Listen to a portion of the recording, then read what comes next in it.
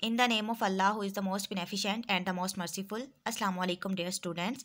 आज हम लोग स्टडी करेंगे 10th क्लास बायोलॉजी के लेक्चर नंबर 3 को, एयर पैसेज वे। सबसे पहले तो हम लोग ये देखते हैं कि एयर पैसेज वे एक्चुअली है क्या। एयर पैसेज वे एक हवा का रास्ता है जो नाक से शुरू होकर लंग्स तक जाता है। उसके बाद हम लोग ये देखेंगे कि एयर पैसेज वे के कौन कौन से पार्ट्स हैं और उसका हर पार्ट जो है ना वो कौन कौन से फंक्शंस परफॉर्म करता है। चलिए अब हम स्टार्ट करते हैं। हमारा सबसे पहले तो हम लोग पार्ट्स को देखते हैं एयर पैसेज वे के। फर्स्ट पार्ट है हमारे पास nasal cavity, then pharynx, larynx, trachea, bronchi, alveoli. जैसे कि ये इस डायग्राम के अंदर भी दिखाया हुआ है कि ये टॉप पे क्या चीज़, टॉप पे नेजल कैविटी है, उसके बाद नॉस्ट्रिल्स, देन फेरेंक्स, फेरेंक्स के बाद लेरेंक्स स्टार्ट हो जाता है, उसके बाद ट्रैकिया, फिर जो है ना वो फर्दर आगे से डिवीजन होती जाती है पार्ट्स की। तो इनका मेन पर्पस क्या है कि ये हवा को जो है ना वो ट्रांसफ़र कर रहे होते हैं नाक से लेकर, मुंह से लेकर लंग्स तक। सबसे पहले हम लोग स्टडी करते हैं नेज़ल कैविटी को। नेज़ल कैविटी, नाक के अंदर एक खला मौजूद होता है जिसे हम लोग क्या कहते हैं, नेज़ल कैविटी कहते हैं। अब नेक्स्ट हमारे पास टर्म्स आती है नॉस्ट्रिल्स। नॉस्ट्रिल्स क्या होता है? नेज़ल कैविटी को रेफरेंस में रखते हुए हम लोग नॉस्ट्रिल्स को डिफाइन करेंगे। नॉस्ट्रिल है क्या? ये एक ओपनिंग है जो आउटसाइड पे प्रेजेंट होती है। It open to the outside through the opening. ये बाहर वाली साइड पे ओपन हो रही होती है जिसे हम लोग नॉस्ट्रिल्स कहते हैं। नेक्स्ट है नॉस्ट्रिल्स के 2 पोर्शंस हैं और ये जो पोर्शंस हैं इनके अंदर fine hairs and mucus present होते हैं। अब ये फाइन हेयर्स एंड म्यूकस हमारे जो नॉस्ट्रिल्स के अंदर प्रेजेंट है, ये वहाँ पे क्यों प्रेजेंट है और इनका क्या फंक्शन है, इसे अभी हम लोग देखते हैं। हेयर्स सबसे पहले तो हम लोग हेयर्स को देखते हैं। हेयर्स क्या करते हैं? डस्ट पार्टिकल्स को फिल्टर करते हैं फ्रॉम द एयर। जब हम लोग सांस लेते हैं तो एयर जो है ना वो हमारे मुंह से और नाक से हमारी बॉडी के अंदर जाती है, तो वो वाली जो एयर है उसके अंदर डस्ट पार्टिकल्स भी प्रेजेंट होते हैं। उन डस्ट पार्टिकल्स को हेयर्स क्या करते हैं? फिल्टर करते हैं। और म्यूकस क्या करता है? म्यूकस जो है ना ये एक मॉइस्चर सा होता है।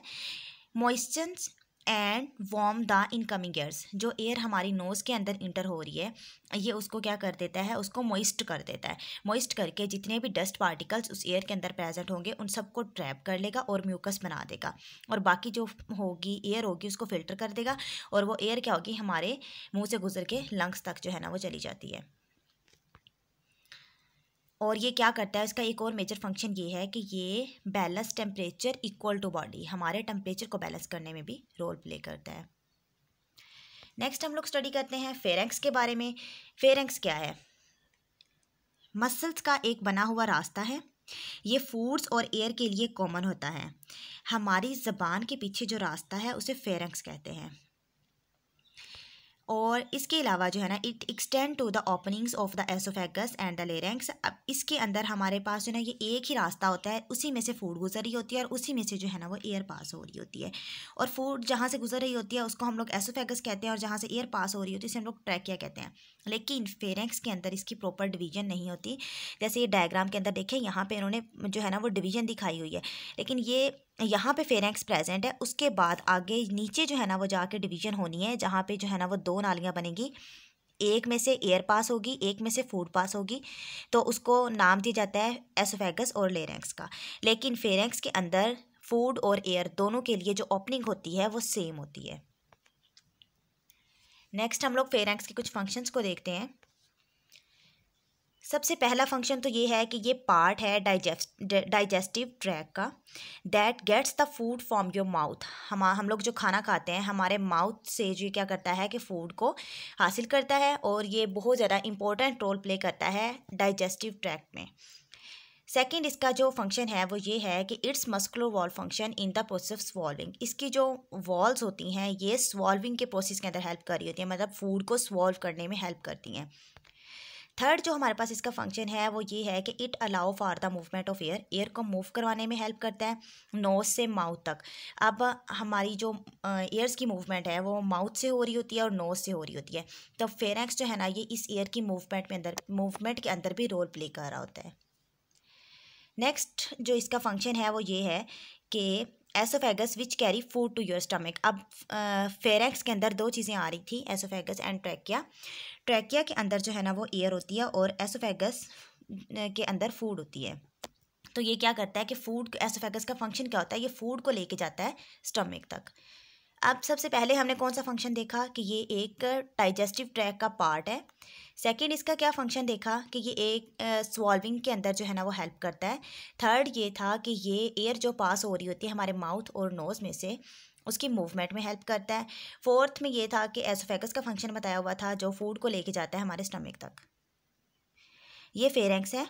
फेरेंक्स के आगे से इन्होंने फर्दर पार्ट्स दिखाए हुए हैं, नेजोफेरेंक्स है, ओरोफेरेंक्स है, होपोफेरेंक्स है, ये इसके जो है ना फर्दर पार्ट्स हैं। चलिए अब हमने नेक्स्ट पार्ट को स्टडी करते हैं एयर पैसेज वे के। नेक्स्ट हमारा जो पार्ट है वो है लेरेंक्स। लेरेंक्स एक्चुअली है क्या? लेरेंक्स को वॉइस बॉक्स भी कहा जाता है, बोलने वाला आला। जहाँ फेरेंक्स ख़त्म होती है वहाँ एक छोटी सी ओपनिंग होती है, इसे हम लोग क्या कहते हैं? लेरेंक्स कहते हैं।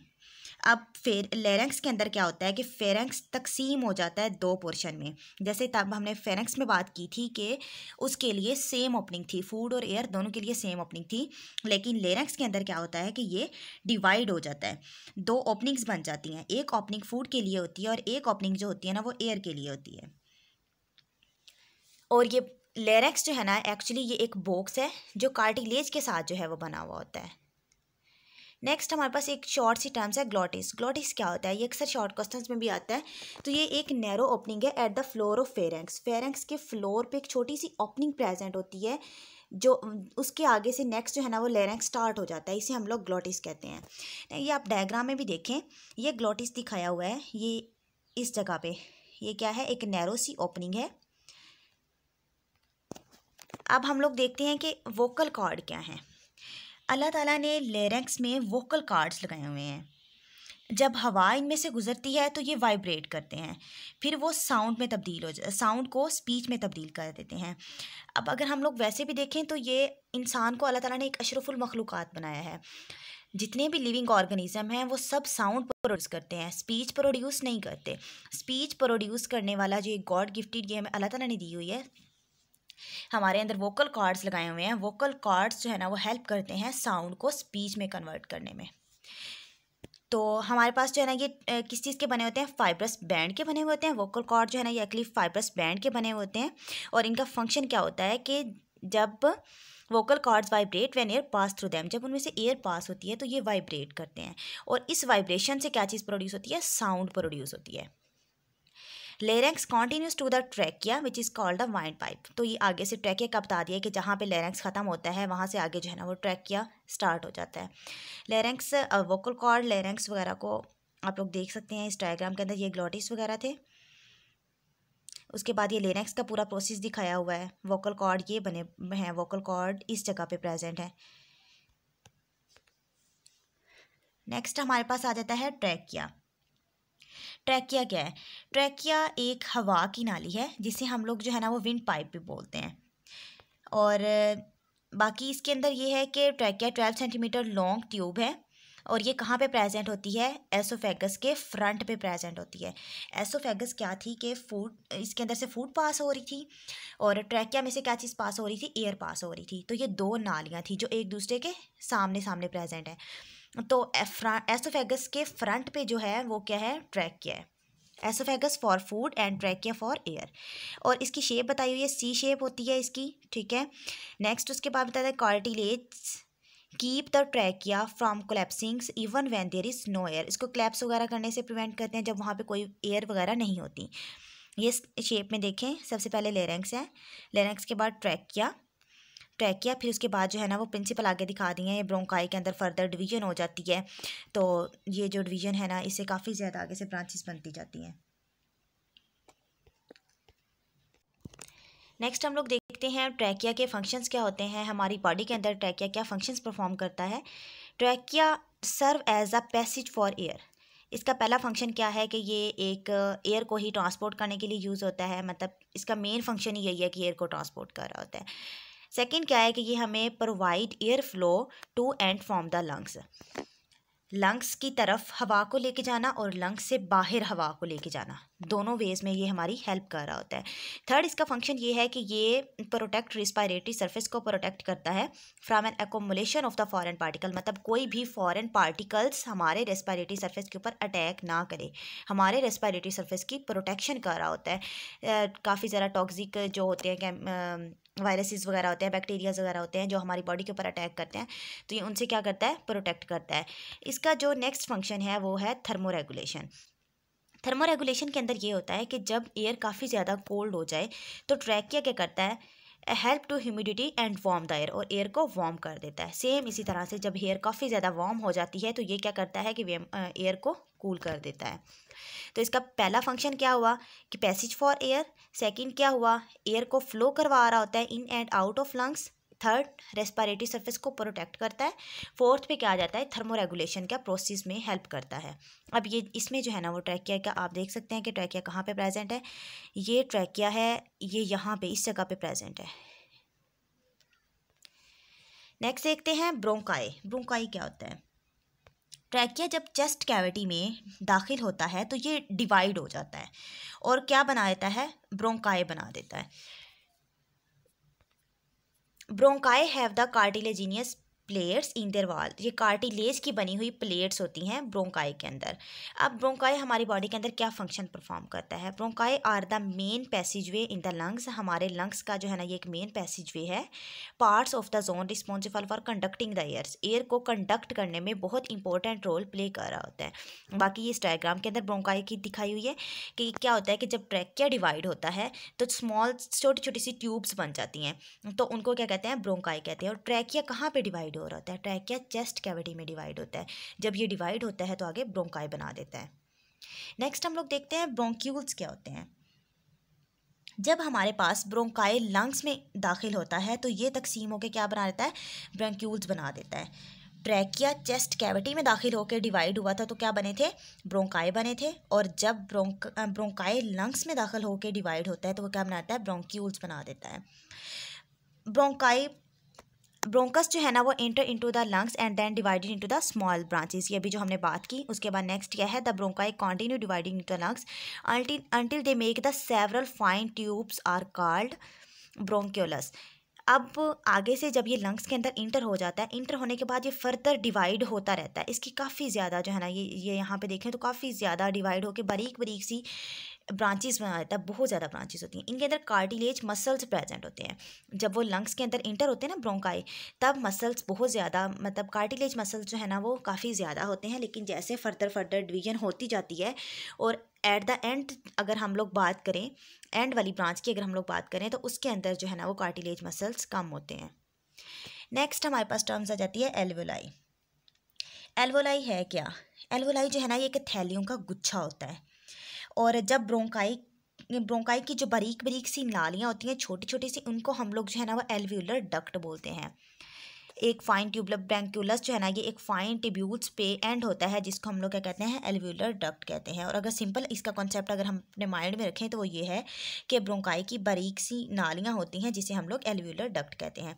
Each alveolar duct open into the cluster of pouches is called the alveoli. अब ये एल्वोलाई का बता दिया कि ये क्या होती हैं, थैलियों का एक गुच्छा होती हैं। और इसका अक्सर ये एमसीक्यूज में भी पूछा जाता है कि लंग्स का फंक्शनल यूनिट कौन सा है, तो एल्वोलाई जो है ना ये एक फंक्शनल यूनिट है लंग्स का। The alveoli form the respiratory surface in the human body, respiratory surface के अंदर ही इनका ये भी रोल प्ले कर रही होती है। बाकी इस डायग्राम के अंदर देखें, ये हमारे पास है एल्वोलाई, ये एक पूरा गुच्छा सा नज़र आ रहा है, एक थैली नुमा गुच्छा सा बना हुआ है, ये क्या है, एल्वोलाई है। बाकी ये एल्वोलाई डक्ट है, ये एल्वोलाई सैक है। ये उन्होंने पूरी थैली सी दिखाई हुई है, एल्व्यूलर सैक। और ये जो जहाँ पे ये प्रेजेंट है वो कौन से टिश्यू हैं, वो कनेक्टिव टिश्यूज़ हैं। नेक्स्ट हम लोग देखते हैं पल्मोनरी आर्टरी क्या होती है एंड पल्मोनरी वेन्स क्या होती हैं। पल्मोनरी आर्टरीज के अंदर डीऑक्सीजनेटेड ब्लड होता है और ये इंटर होती हैं लंग्स में, ठीक है, and branches into the arterioles and then into the capillaries. Lungs से आर्टियोल्स के अंदर, आर्टियोल्स के बाद कैपिलरीज में, and which surround the alveoli.